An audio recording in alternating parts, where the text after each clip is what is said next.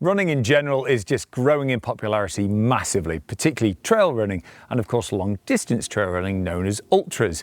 Now Scarpa are trying to make some inroads, or should that be in trails, into this area and making some incredible new shoes. And this is the Spin Ultra 2.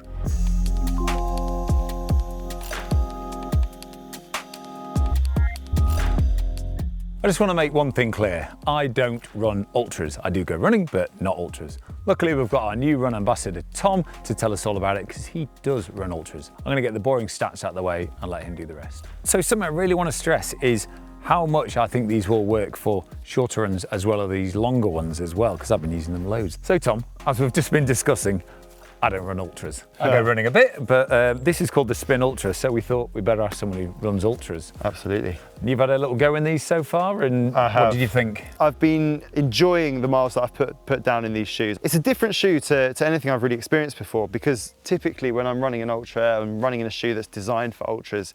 They're shoes that are, designed to be quite similar to road shoes and very highly cushioned, a little bit unstable on technical terrain, but they kind of usually get by, whereas this shoe tends to kind of offer that same amount of protection underfoot and comfort, but also really delivers on technical terrain. It's ditched that sort of style of kind of super fast, super kind of nimble shoe, and actually taken on board a lot of what the other kind of big name brands in ultra running have provided with the supercritical foam, and actually put into practice a sort of blend of an ultra running shoe and a mountain, sort of nimble mountain running shoe. It's a shoe that would really deliver on kind of on the sort of road to trail, but also mix it up really well in mountainous terrain, I think.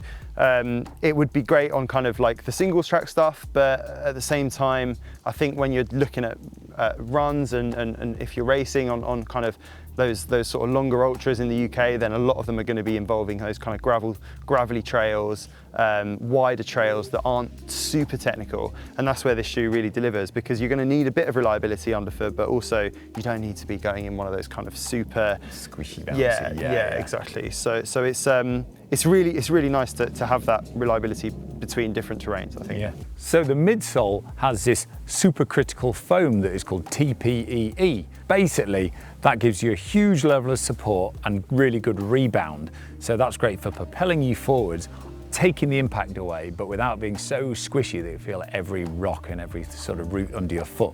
And it seems to work really well. Every foam feels a little bit different underfoot, and so this foam that we've got in this shoe is kind of geared towards really high energy return and kind of supportive cushioning.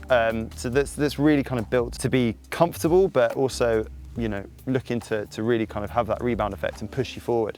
Nice. And they've got a bit of a rocker in the shoe as well, so you really notice that underfoot as well. It's one of the things that I really liked about it was the fact that it felt responsive, but it doesn't have a plate. And a lot of ultra running shoes now, you're sort of seeing this kind of trail super shoe trend. And I think a lot of them are just taking it a little bit too far, and it's going a bit like, well, like nail it back a bit here. I've had the other person say, I don't want to plate in my shoe, and exactly. I say it's not a super runner. I don't quite know why, but for technical terrain, for a lot of trail and mountain running, a plate comes sort of at the cost of stability, at the cost of comfort over long periods. Right. Okay. So the fact that Scarpa have gone without a plate here and focused on a more traditional style shoe is, I think, is a big benefit in my eyes, anyway. The shoe has a 4mm drop, so it's got a 28mm stack at the back and 24 at the front. Now that seems to be just about right. I struggle with the completely neutral ones or 0 drop, so that's really nice, because if they go higher than that, you can feel a bit wobbly and not that secure on the hard terrain. But if you go lower than that, for me, I would struggle. The rubber compound on the sole is the Vibram Mega Grip. Tried and tested, everyone loves it. It's the right compound for durability and stickiness, and that really lasts quite a long time for a shoe that's getting a lot of hammer. And the lug depth isn't massive, but I think you were saying that's probably good for ultras, because if you're sprinting in an ultra, it's probably going wrong, I guess. You should be taking your time. Exactly. You need a bit of, is that about right, you reckon? Yeah, absolutely. And I think the shallower lugs on for an ultra shoe tend to actually be faster as well, because you don't need that extreme lug depth that you would get in a typical trail running shoe that's built to sort of go a bit faster on more muddy and loose terrain. I suppose those descents you need to be able to brake, whereas you're not going to be flying down a steep grassy hill. Yeah. And even if you are going quick, I mean, these do a really great job at keeping you keeping you stuck to the ground. I mean, Vibram Mega Grip is, anyone that's used the Vibram outsole before will know that they're very, very trustworthy, very durable as well. And I find that the rubber on this is just goes above and beyond. There's not really much exposed foam.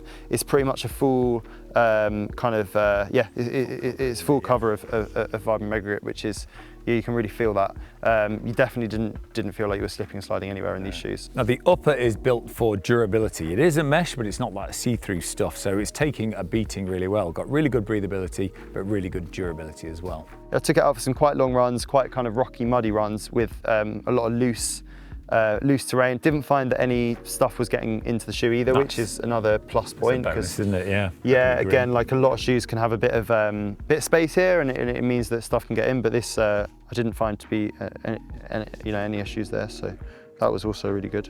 The whole inside of the shoe just feels so lovely as well. This heel cup here and the sock fit in the tongue just makes it feel incredibly comfortable to put on, but also incredibly supportive and solid. It's really interesting, and it's a bit different to what I've had before. So normally when I'm going for an ultra racing shoe, which this, it is, it's designed for performance, they're quite minimal on the upper and on the heel. They tend to be quite difficult to get comfort in the actual shoe itself, and you have to wear quite supportive socks and things. Whereas with this, it feels like you've got a cushion around you without it's quite plush, that isn't it? Exactly, yeah. And it's really kind of, it just feels like that sort of sofa or seat that you just want to sit on, which is solid underneath. Yeah, which is really nice. And there's also a little bit of play there, which I think is good actually. I think to have a little bit of a softer heel counter is something that a lot of people get on with really well. I personally really get on with that because it just means that it can mold around your foot a bit more. The fit, it's basically slightly lower volume than I would normally have, having quite a wide foot, but it does seem to work well. So it's fairly broad here, but tapers in a little bit. So that fit allows me to feel a little bit more stable if I'm really hammering it down a descent. The cool thing about testing gear in the Peak District is we've got lots of different terrain we can use. So I've used it on muddy trails, hard gravel roads, gritstone edges where you're bouncing between rocks, and it seems to work perfectly on all of them. I reckon in the middle of winter when it's really wet and really slimy out there, I might give it something with a bigger lug depth, but for what this is designed for, spot on. So there we have it, the Spin Ultra, obviously designed for racing ultras, or just as comfortable having shorter runs in the Peak District. Give them a go.